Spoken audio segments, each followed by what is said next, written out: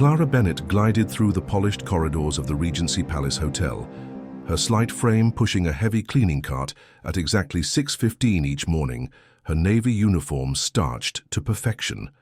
At 27, she was a silent cog in the hotel's grand. Machinery invisible to the stream of international tycoons, diplomats and tech moguls who swept past her, their minds consumed by billion-dollar deals and global influence. The Regency was a world unto itself, a glittering stage where every detail, from the flawless marble floors to the pristine white towels, was crafted to dazzle the elite. Clara belonged to the unseen, the housekeepers who toiled in the background, ensuring every surface gleamed, every pillow sat just so their presence as unremarkable as the ornate wallpaper. Yet beneath her quiet efficiency, Clara carried a secret too vibrant to be contained, a gift forged in love and sacrifice, fluency in American Sign Language. It wasn't a skill she'd chosen for glory, but one born from necessity when her younger sister Lily lost her hearing at 8, after a brutal bout of meningitis. Clara was 15 then, a teenager who saw her sister's world shrink into silence and vowed to bridge that gap. She dove into ASL learning at first through free community center. Classes her evenings spent poring over hand-shaped charts and grainy online videos. She sought out the local deaf community, attending events at the community hall, where she practiced with patient strangers, her fingers stumbling at first, then growing fluid as they wove meaning into the air. For Lily, Clara became a lifeline, her hands translating bedtime stories, school assignments, and eventually their shared laughter over inside jokes.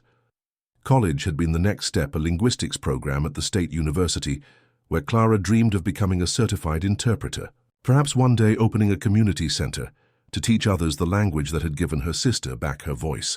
But dreams crumbled when their father's hardware store buckled under debt, the weight of unpaid bills, and a bad economy pulling the family under. Their mother's worsening heart condition added a crushing burden, medical costs piling up like a storm cloud. Clara made a choice that felt like surrender, dropping out in her final year to take the housekeeping job at the Regency.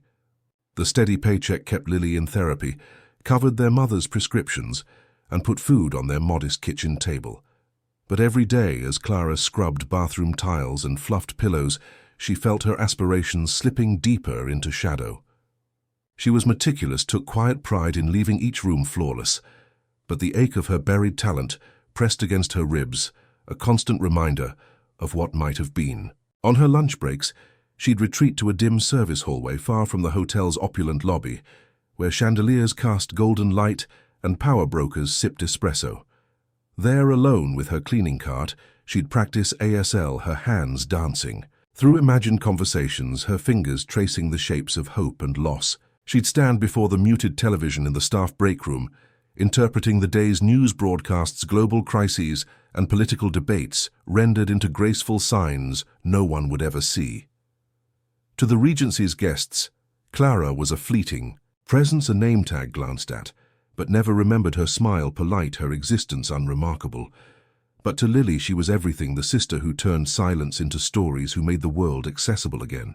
Mrs. Nora Wells, Clara's supervisor, had seen 3 decades at the Regency, her sharp eyes catching the subtle spark in Clara's quiet diligence.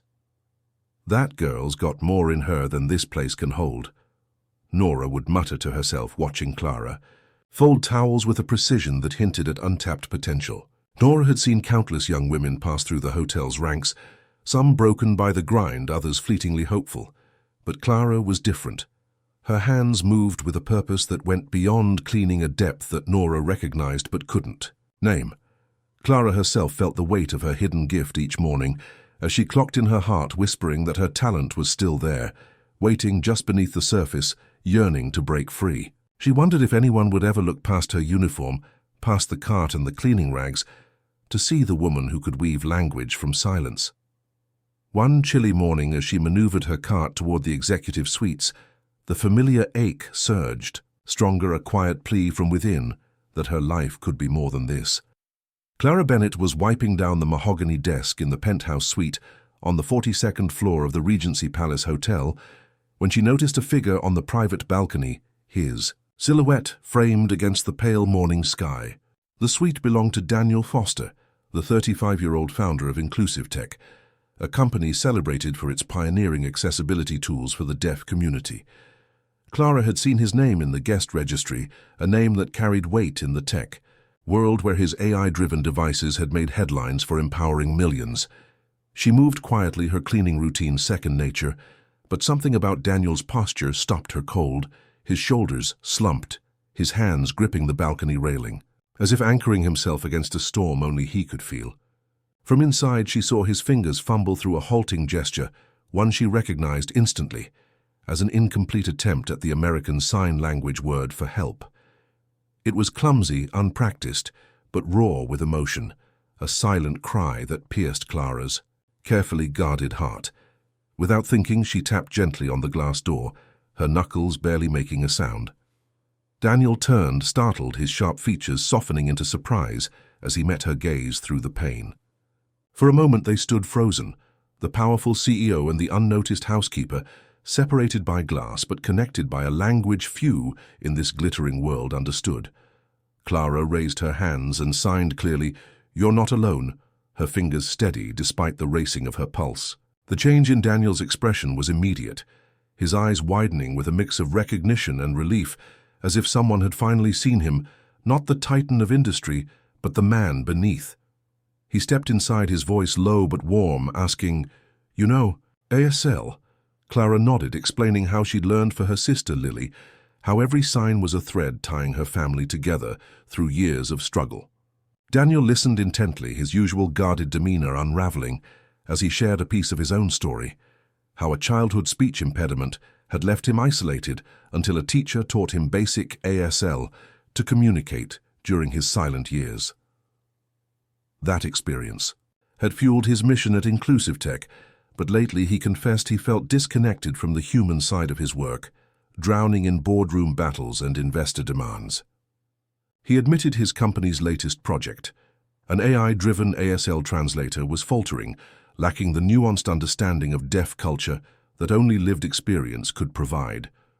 Clara's heart thudded as he spoke, her mind caught between awe at his candor and the surreal realization that this man saw something in her. "Your fluency, it's remarkable," he said, his eyes searching hers. "We need someone like you, someone who gets it, not just technically, but personally." Clara's cheeks flushed, her hands twisting in her apron as she stammered that she was just a housekeeper, no degree, no credentials. But Daniel shook his head, insisting that her insight, the kind that came from signing bedtime stories to Lily, was exactly what his team was missing. He asked if she'd consider meeting with him again to discuss how she might help a question that felt like both an invitation and a challenge. As Clara left the suite, her cart heavier than ever, she felt a spark ignite within her, a flicker of possibility that terrified and thrilled her in equal measure. The hotel's opulent halls seemed different now, each chandelier and marble column a reminder of the world she'd never thought she could enter. Back in the service hallway, she replayed the encounter, her hands trembling as she signed to herself, testing the reality of what had just happened. Daniel's words echoed, "You're not alone," and for the first time in years, Clara felt seen not as a shadow in a uniform, but as someone whose hidden gift might matter. Yet doubt crept in, whispering that this was a fluke, that a man like Daniel Foster couldn't possibly need someone like her. As she clocked out that evening, the weight of her daily grind felt sharper, her dreams of interpreting clashing with the reality of her responsibilities to Lily and their mother. She wondered if this moment on the balcony was a door opening, or just a fleeting glimpse of a life she could never claim. 2 days after her balcony encounter with Daniel Foster, Clara Bennett was restocking her cleaning cart in the Regency Palace Hotel's service area when Mrs. Nora Wells, her supervisor, approached with a look of cautious intrigue. "Clara, you're needed on the 47th floor executive offices," now Nora said, her tone hinting at something unusual. Clara's stomach churned as she rode the elevator up the gleaming steel walls, reflecting her anxious face. Housekeepers were rarely summoned to the executive suites unless a mistake had been made, a complaint lodged, or a room left less than perfect. She smoothed her uniform, her mind racing with possibilities, each more daunting than the last. Stepping into the plush corridor of the 47th floor, she felt like an intruder in a world of glass offices and polished nameplates. A receptionist guided her to a corner office where a brass plate read, "Daniel Foster, CEO, Inclusive Tech." Clara knocked, her heart pounding, and entered to find Daniel behind a sleek desk, surrounded by prototypes and papers. He looked up with a warm smile, gesturing to a leather chair. "Clara, please sit," he said, his voice steady but kind. "I've been thinking about our conversation. Your ASL expertise, it's exactly what my company needs." He explained that Inclusive Tech was struggling with their AI translator's accuracy, especially in capturing the emotional nuances of real-world signing. He offered her a part-time consulting role to review their software, provide feedback, and bridge the gap between technical design and lived experience, all while keeping her hotel job if needed. The offer hit Clara like a wave, her breath catching, at the thought of using her skills for something bigger than secret lunch break practice sessions. But doubt surged just as quickly, her lack of a degree, her years of scrubbing floors making her feel woefully unprepared. "Mr. Foster, I'm not qualified," she said, her hands twisting in her lap. "I never finished college, I'm just a housekeeper." Daniel leaned forward, his eyes earnest. "You learned ASL to connect with your sister. That's more valuable than any diploma. You understand what our users need because you live it." Clara wanted to believe him, but fear held her back, the fear of stepping into a world where she didn't belong. Later that day, as she polished a bathroom mirror, her supervisor, Mrs. Evelyn Carter, cornered her with a skeptical frown. "I heard about your meeting with Mr. Foster." Evelyn said, her voice sharp. "You need to be careful, Clara. Hotel policy frowns on staff taking side jobs with guests, especially in their world." She implied Daniel's offer might be a whim, a corporate fantasy that could jeopardize Clara's reliable job. "You're good at what you do here," Evelyn added. "Why risk it for something you're not trained for?" The words stung, echoing Clara's own insecurities about her worth beyond the hotel's walls. That evening at home, Clara sat at the kitchen table with Lily, her sister's bright eyes watching her sign about the offer. Lily's hands flew with excitement. "Clara, this is your chance. You've always wanted to do this kind of work." But Clara signed back her fears. "What if I'm not good enough? What if I fail and let everyone down?" Lily's expression softened as she reminded Clara of the sacrifices she'd made, dropping out to support their mother's medical bills, keeping their family afloat. "You gave up your dream for us," Lily signed. "Now it's your turn to chase it." Their mother, weary from her illness, joined them, her frail hands signing slowly. "Clara, you're stronger than you know. Don't let fear decide your future." The support warmed Clara's heart, but Evelyn's warning lingered like a shadow. She thought of the hotel's hierarchy, the clear line between the visible staff who charmed guests and the invisible ones like her who faded into the background. Could she really cross that line? As she lay in bed that night, Daniel's business card on her nightstand felt like a key to a locked door, one she wasn't sure she had the courage to open. She imagined failing in front of Daniel's team. Her lack of credentials exposed her dreams crumbling again. Yet the memory of signing to Lily, of turning silence into connection, tugged at her, a reminder that her skills had already changed one life. The question wasn't just whether she could do the job, but whether she could trust herself to try. Clara Bennett stepped hesitantly into Inclusive Tech's temporary office on the 47th floor of the Regency Palace Hotel, her palms damp as she clutched a second-hand notebook, her usual navy housekeeping uniform replaced by a modest blouse and slacks, borrowed from her mother's closet. She had accepted Daniel Foster's part-time consulting offer, a decision that felt like stepping onto a tightrope. Her evenings now divided between the familiar grind of hotel shifts and this unfamiliar world of innovation. The office buzzed with controlled chaos, whiteboards scrawled with algorithms, engineers tapping furiously at laptops, their screens glowing with gesture maps and code snippets. Daniel welcomed her with a warm nod, guiding her to a cluttered conference table where a small team waited their credentials from elite universities like MIT and Stanford, etched on their nameplates. Clara's stomach churned, her lack of formal education, a silent weight, but Daniel's confidence anchored her as he outlined her role. Test the AI-driven ASL translator, identify flaws in its sign recognition, and offer insights from her lived experience with her deaf sister Lily. She began cautiously, her hands mimicking the rapid conversational signs she used at home, watching the software stumble over subtle distinctions. "It's not catching the emotional weight," she explained, her voice soft but firm, pointing out how the AI misread a sign for hope as wish due to a slight wrist tilt. The engineers leaned in their pens, scratching, as Clara demonstrated regional ASL. Variations and family-specific shortcuts, nuances she'd honed over years of signing with Lily. By the end of her first session, the software's accuracy jumped from 65% to 72%, a small victory that sent a rush of exhilaration through her. For the first time since abandoning college, Clara felt her mind ignite, her hands no longer just scrubbing floors, but shaping something meaningful. Back at the hotel, however, tension coiled like a storm. Mrs. Evelyn Carter, her supervisor, grew increasingly critical, her comments sharp as she caught Clara reviewing ASL notes during a break. "You're distracted, Clara," Evelyn snapped one morning in the staff lounge, her eyes narrowing. "This tech nonsense is pulling you away from your duties here."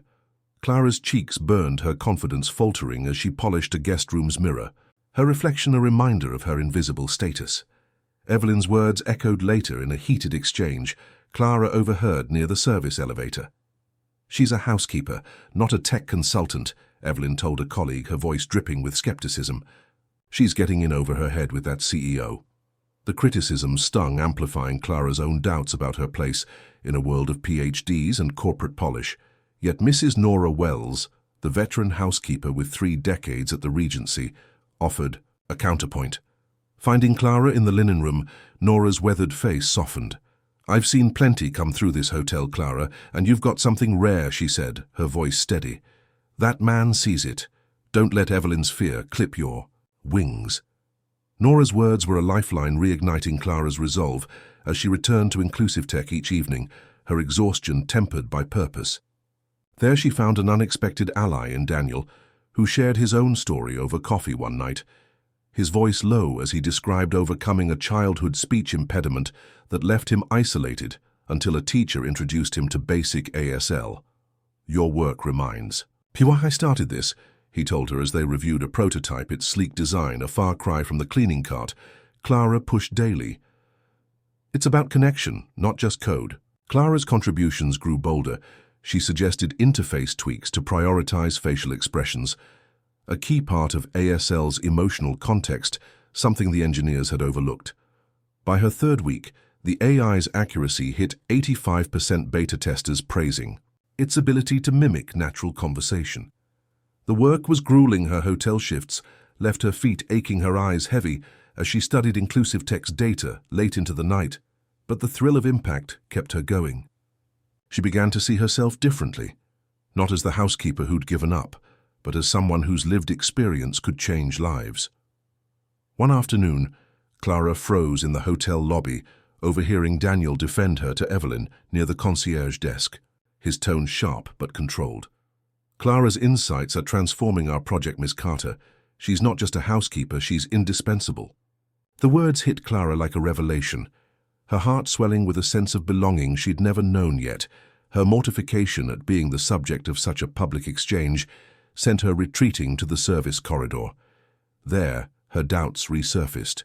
Could she sustain this dual life? Could she belong in a world so far from the one she'd navigated for years? At home, Lily noticed the change, signing over dinner. "You're different, Clara, like you're finally you." Their mother, weary from her illness, added slow signs of pride. "You're doing something bigger than us now." Clara's throat tightened, her dual existence a delicate balance between fear and possibility. As she left the hotel one evening, her cart, stowed for the night, she felt a shift, her skills no longer a hidden relic, but a bridge to a future she could almost touch. Clara Bennett stood in the dimly lit service corridor of the Regency Palace Hotel, her hands shaking as she held a neatly folded resignation letter, her heart torn between the familiar rhythm of her housekeeping routine and the exhilarating pull of a new path with inclusive tech. Daniel Foster had just offered her a full-time role as community engagement lead, a position with a $90,000 salary that promised financial relief for her family, easing the burden of her mother's medical bills and securing Lily's therapies. The job was a dream realized, leading user testing for AI-driven ASL translation tools, advocating for the deaf community's needs, and traveling to tech summits to share her insights a chance to live the purpose she'd buried when she left college. But the offer came with a steep price, Mrs. Evelyn Carter. Her supervisor had confronted her in the staff lounge, her voice icy with authority. "Clara, you can't straddle two worlds," Evelyn had said, her eyes narrowing. "This tech work is a conflict of interest. Choose the hotel or lose it." The ultimatum felt like a vice around Clara's chest. The hotel's steady paycheck had been her family's lifeline through years of struggle, and the thought of abandoning it filled her with dread. She sought solace in the linen room, confiding in Mrs. Nora Wells, the veteran housekeeper, whose 30 years at the Regency gave her words weight. "Nora, what if I'm not enough for this? What if I fail and let everyone down?" Clara whispered, her voice trembling. Nora's weathered hand rested on her shoulder, her gaze unwavering. "Clara, you've been carrying more than most for years. That man sees your worth, and so do I. Don't let fear keep you small." At home, Clara sat with Lily at their worn kitchen table, her sister's hands signing with fierce conviction. "You've given up so much for us, Clara. This is your moment to shine." Their mother, frail from her heart condition, joined them, her slow signs heavy with emotion. "You've held us together, now hold yourself up." Their faith was a beacon, pushing Clara toward a decision that felt like stepping into a new skin. The next morning she handed Evelyn her 2-week notice, her voice steady despite the knot in her stomach, the act a quiet rebellion against the invisibility she'd worn for years. Her first day at Inclusive Tech's new city office was a plunge into a world of possibility. Her desk piled with user feedback reports and prototype designs, her nameplate reading, "Clara Bennett, Community Engagement Lead." She threw herself into the work, leading focus groups with deaf volunteers, her hands translating their stories of frustration and hope into actionable insights for the engineering team. She demonstrated how the AI missed subtle emotional cues, like the angle of a signer's shoulders or the speed of a gesture, drawing from her evenings with Lily to show what real communication looked like. The software's accuracy climbed to 87%, its interface now capturing the nuances of ASL that made conversations feel human. Beta testers sending glowing reviews about its naturalness. Clara's confidence grew with each meeting, her voice finding strength as she presented ideas to engineers and executives, her lack of a degree no longer a barrier, but a footnote to her lived expertise. Daniel became a mentor, sharing late-night coffee as they pored over data, his own story of overcoming a childhood speech impediment, forging a bond of mutual respect. "You're not just improving our tech, Clara," he said one evening, his eyes earnest. "You're giving it a heart." Yet the transition was not without struggle. Imposter syndrome crept in as she sat among colleagues with advanced degrees, their jargon a language she scrambled to learn. She studied accessibility research, after hours her eyes burning from exhaustion, but her resolve fueled by the impact she saw in user testimonials, families reconnecting through clearer communication. At home, the financial relief was transformative. Her mother cut back her grueling part-time shifts and scheduled a specialist visit. Lily's therapy sessions secured without the usual penny pinching. Clara's new role demanded she navigate uncharted territory, from pitching to investors to mediating between developers and community advocates, each challenge sharpening her sense of self. One evening, as she prepared for a major demo, she caught her reflection in the office window. No longer the housekeeper in a starched uniform, but a woman in a tailored blazer, her hands poised to shape a better world. Nora's parting words echoed, "You were never just a housekeeper, Clara, you were waiting to be seen." Lily's pride shone through her signs over dinner, teasing, "You're a big shot now, but you still make terrible coffee." Clara laughed, the weight of her old life lifting, replaced by a certainty that her talent, forged in love for her sister, could ripple outward. The fear of failure lingered, a quiet whisper, but it was drowned out by the joy of purpose, her work a bridge between silence and connection. As she packed her bag for her first conference, her heart swelled with possibility, no longer just chasing a dream but building a legacy, one sign at a time. Clara Bennett stood at the podium in the Regency Palace Hotel's grand ballroom, her heart steady as she faced a sea of faces at a national tech conference on inclusive design.